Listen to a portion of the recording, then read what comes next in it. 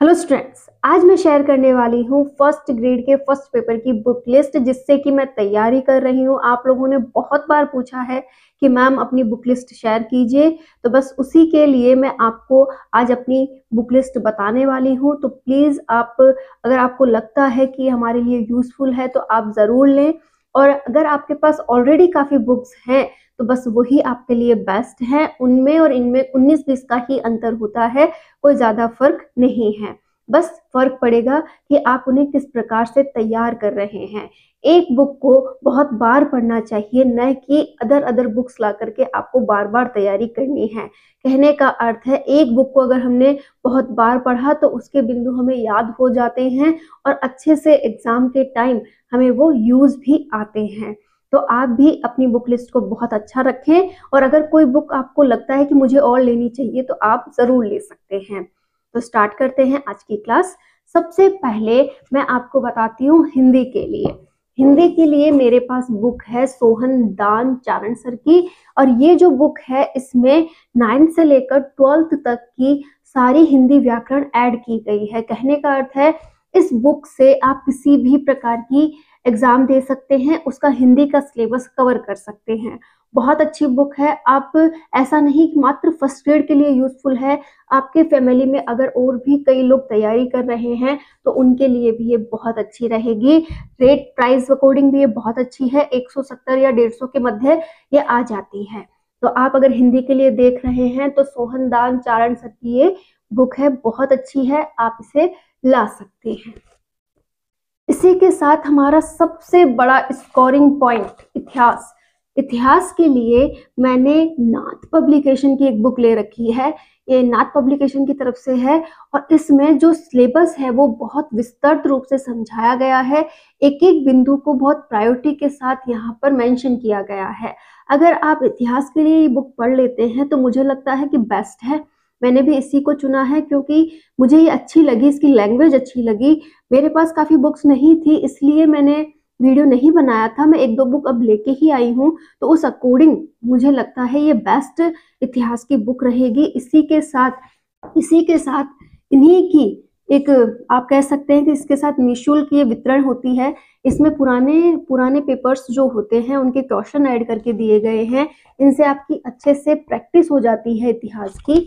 तो ये भी इसके साथ फ्री आया है, तो ये बहुत अच्छा कॉम्बिनेशन है, बहुत अच्छी तैयारी इससे हो जाती है। इसी के साथ एक और बहुत ही ज्यादा स्कोरिंग है हमारे पास कि इतिहास का स्कोर बहुत ज्यादा है, 15 क्वेश्चन उसके पूछे जाते हैं। दूसरा है स्कूल मैनेजमेंट और साइकोलॉजी, उससे भी बहुत अधिक क्वेश्चन पूछे जाते हैं।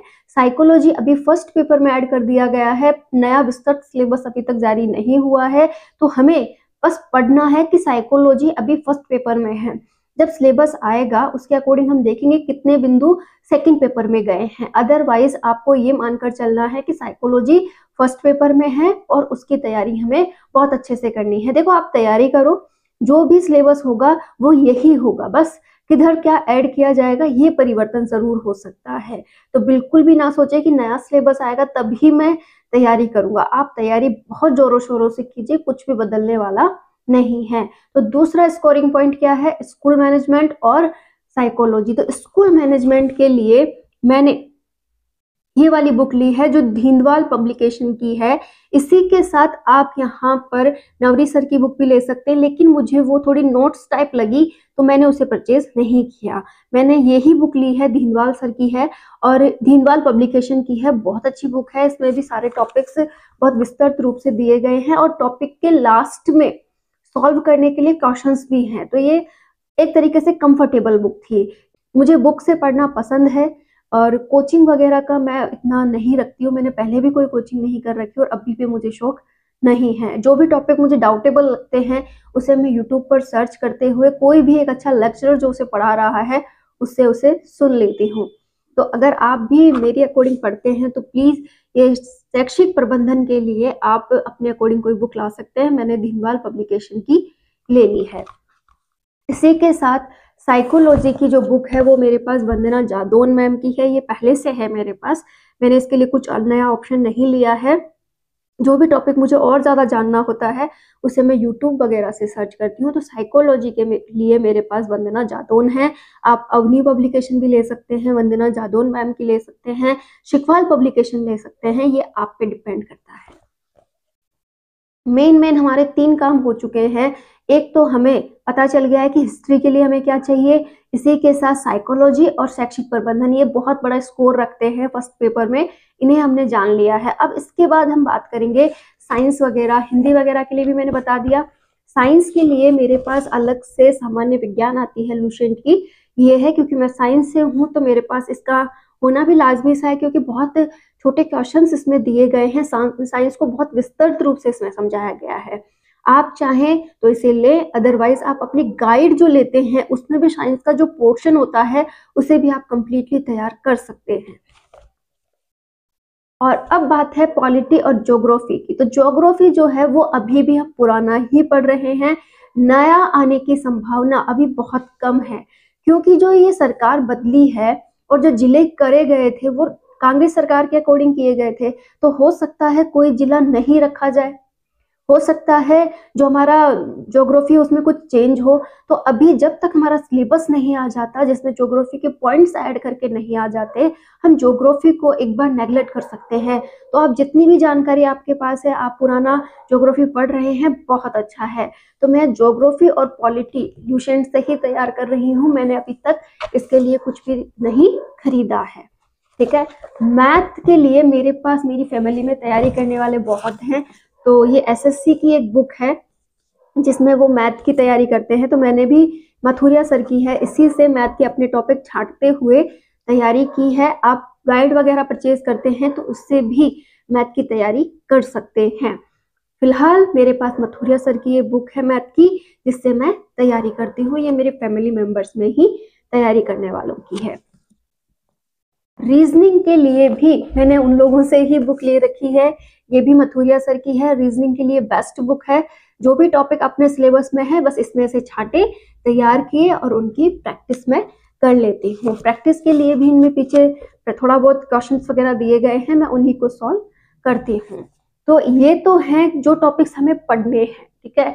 इसके साथ आप करंट अफेयर्स के लिए अगर बोले तो मूमल लेती हूँ, मंथली भी मूमल कई बार मैं पढ़ लेती हूँ, या फिर मैं वार्षिकांक या फिर अर्धवार्षिकांक लाती हूँ मूमल का, उसी से तैयार करती हूँ।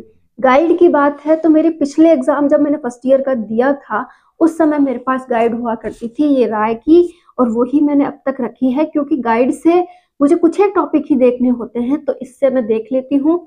हाँ, कुछ टॉपिक इसमें बदल गए हैं, जैसे ज्योग्राफी बदला है, बहुत कुछ बदला है, तो वो मुझे इसमें से, तो मैं जो भी टॉपिक मुझे देखने होते हैं वो इसमें से देख लेती हूँ। तो इस प्रकार से मेरे पास ये फर्स्ट ग्रेड की एक बुक लिस्ट है जिससे मैं तैयारी कर रही हूँ। जैसा कि मैंने आपको बताया था, तैयारी करने से पहले हमें सिलेबस को समझना जरूरी है। तो सबसे पहले आप अपने सिलेबस को समझें, उसके टॉपिक समझें, कौन सी बुक कहाँ से मुझे उसे पढ़ना है ये क्लियर कर लें। और एक और बात मैंने आपसे कही थी, अगर आपको याद हो तो, कि पुराने पेपर्स की एनालिसिस करना बेहद जरूरी है।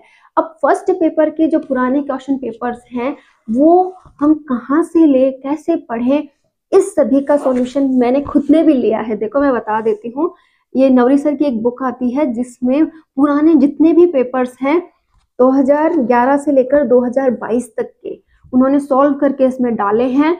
आप इसकी हेल्प ले सकते हैं। इससे होगा ये कि हमें पता रहेगा कि किस प्रकार का पेपर आ रहा है, हमें उसे कैसे अटेंड करना है, कौन से टॉपिक से कैसे क्वेश्चन बन रहे हैं। मैं इसकी हेल्प इस प्रकार से लेती हूँ कि एक टॉपिक लिया, उसे पढ़ा, उसे समझा, उसके बाद उस पर कैसे क्वेश्चन आ रखे हैं पहले भी मैंने एक बार देख लिया कि हाँ भाई इसमें ऐसे क्वेश्चन बनते हैं, ताकि पढ़ते वक्त मुझे पता रहे कि कहाँ फोकस ज्यादा करना है। फिर जब टॉपिक कंप्लीट हो जाता है उसके बाद मैं यहाँ आकर उन क्वेश्चन को सॉल्व करती हूँ, ताकि मुझे मेरी तैयारी की एनालिसिस हो जाए कि हाँ भाई तैयारी सही चल रही है, अपन इसके क्वेश्चन अटेंड कर पा रहे हैं।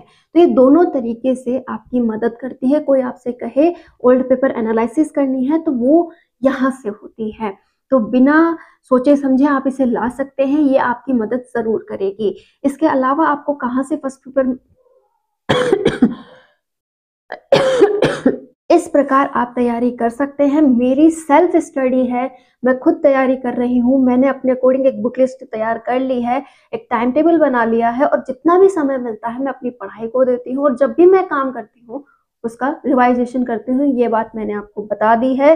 तो बहुत अच्छे से पढ़िए, मन लगा के पढ़िए, जो भी टॉपिक पढ़ रहे हैं उस पर पूरा ध्यान लगाइए। टॉपिक तैयार होने के बाद उस टॉपिक के एनालिसिस जरूर कीजिए। आप इसी के साथ मॉडल टेस्ट पेपर भी आते हैं, आप उन्हें भी ला सकते हैं। तो आज ही से अपनी तैयारी को पूरे आराम से, पूरे समर्पण के साथ कीजिए कि हाँ, मुझे ये टॉपिक तैयार करने ही हैं। आज अगर मैंने ये संघर्ष कर लिया तो कल को मेरा भविष्य सुनहरा हो सकता है। तो जितना ज़्यादा आप पॉजिटिव थॉट के साथ तैयारी करोगे उतना ही अच्छा रहेगा। एक बात ध्यान रखिएगा, जो भी आपके पास बुक है वो बहुत अच्छी है, आपको उसे बदलने की ज़रूरत नहीं है कि मैम ने ये बुक दिखाई थी तो हम भी यही लाएँ।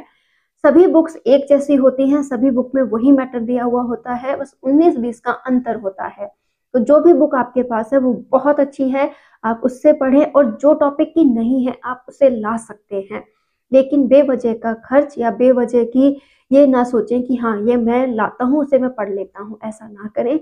जो भी है उसे बहुत बार पढ़ें, आप अपने टॉपिक पे फोकस करें। All the best.